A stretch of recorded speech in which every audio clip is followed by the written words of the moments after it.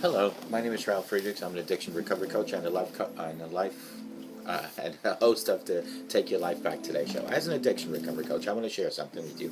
Let me be crystal clear to leave an everlasting impact upon you. Imagine just being alive. You're in a coffin, but you know you're not dead. You don't know how to get out of that coffin. You tried lifting the lid, but that dirt, the enormous weight of that dirt upon the lid prevents you from opening it. You then try banging on the lid to unsettle the dirt. Maybe somebody will notice and start digging their way down towards you. This is what it's like to find yourself at the lowest point of alcohol and drug addiction. You know you need help. You know you can't do it on your own, but you don't know where to turn. In reality, there are people probably standing right by your grave. You just think you're going to die. Usually, though, people don't think about death when they're habitually abusing drugs and alcohol. In order to feed an addiction, you have to be great at repressing the fear of death. I often ask you, my audience, did it ever cross your mind while you're abusing drugs and alcohol that maybe, just maybe, you might overdose and take something away that was given to you by the Lord Jesus called life? And if you're selfish enough, take your life away from the people that love you most, like your mother, your father, your brother, your sister, your husband, your wife, your children, even your grandchildren. With this, let me leave one last thought. Don't be like the person that I'm reading about on these index cards that went to their grave without getting help. Instead, pick up the phone or call me at 844-405-HELP, and I promise I'll help you take your life back before your life is gone. Larry Geis from the Geis Academy, 30 years experience of being an addiction recovery coach and a life coach, 516-458-2741 or www.odysseyconsultant.org. Let Larry Geis help you from your addiction to your recovery, from depression to happier times, from low self-esteem to raising your self-esteem. Larry Geis from the Geis Academy, 516-458-2741. Do not forget, tonight when you take your slippers off, don't put them by the edge of your bed. Put them under your bed. Stick them way under them. When you wake up in the morning and God allows you to see the beautiful streams and waterfalls, drop to your knees to retrieve those slippers.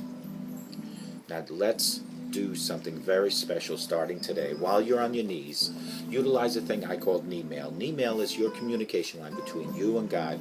Ask God for guidance and forgiveness. Ask God for mercy and direction. Thank God for having a home, food, clothing. Let today be the first day of your new life between you and God, and utilize knee mail. Your communication from your lips to God's ears each and every day. And the best time to do it is in the morning when you drop to your knees to retrieve those slippers. Repeatedly do the same pattern and you will see results in your life. Now stand straight up, put those slippers on, and walk with God 24/7. Knee mail.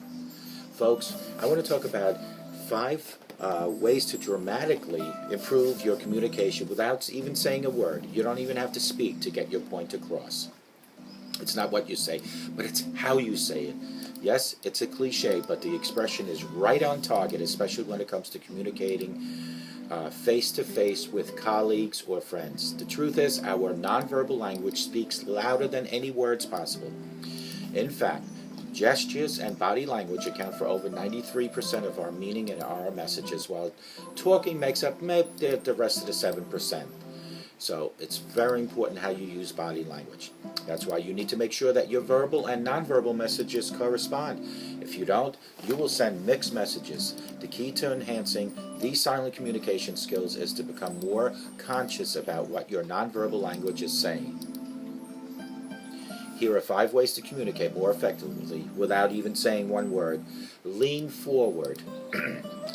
Imagine a colleague speaking to you and you're not entirely interested in what he or she has to say. Well, you probably wouldn't do anything as overtly as negative as staring out the window or crossing your arms. It's easy to send nonverbal cues that you're not paying full attention.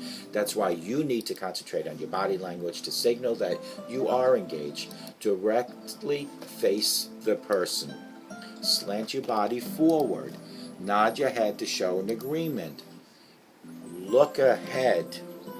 Eye contact helps you connect with people. It's also a great way to take someone's pulse. He or she is interested, bored, tired, or confused should be some of the signs. Of course, effective eye contact doesn't mean staring. Periodically shift your gaze away, rolling your eyes.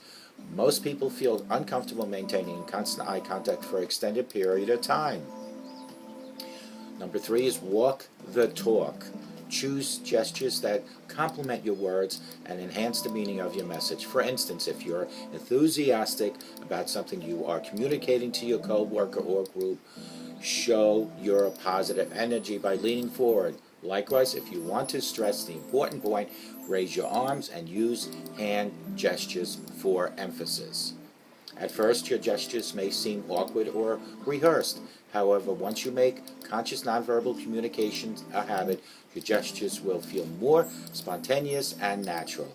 One thing to avoid: fiddling with objects, clothing, jewelry, pens, etc., or fidgeting, finger tapping, leg bouncing. These gestures distract the listener. Number 4 is make a face. A smile, raised eyebrow, yawn, sneer, all convey different types of attitudes, emotions, or even opinions. To build credibility with others, your face should always show interest and attention, and your expression should be consistent with your message. Don't try to fake it. People can tell when your facial expression is very insincere. And number 5 is give voice. And I'm losing mine. Vocal cues, rate, pitch, and volume can have a dramatic impact on how your message is interpreted. Consider the following examples. Speak in monotone and you sound bored and uninterested. Speak with too much variety and you come off dramatic and phony. Talk too quickly and people will think you're trying to pull a fast one on them. Talk too slowly and you seem uncertain of your message or show lack of regard for your audience time. If you speak too loudly, you sound bossy or domineering. Too softly and you come across as self-conscious or timid. While there's no right style, your vocal cues should match the message you're trying to send the audience, type, and the nature of occasions that you're trying to speak to. For instance, if you want to emphasize a key point, slow down your rate and increase your volume. If you want to communicate sadness, lower your pitch and volume. These are 5 ways to speak without using any words. Your sign language and body language are the most important.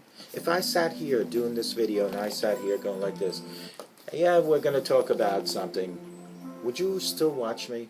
Or if I look into the camera or the teleprompter behind me, I need to read up and down.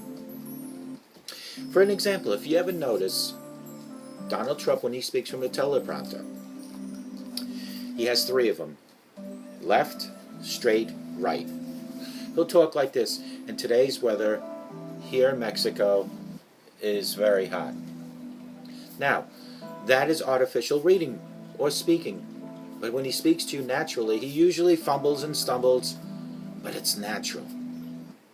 The same way with me. When I speak to you right now, I don't roll my eyes up and down for my teleprompter. Body language is the most important. I'm not speaking to you like this, because that shows disrespect to you.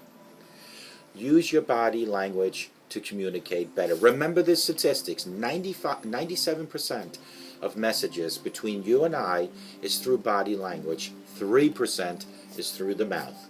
And may God bless you.